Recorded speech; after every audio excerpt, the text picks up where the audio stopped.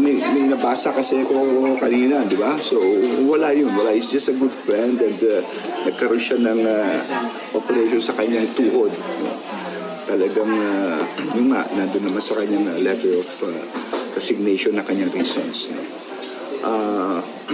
There's no truth to the rumor na sinasabing nagkano siya, nagpagpakol, whatever. No.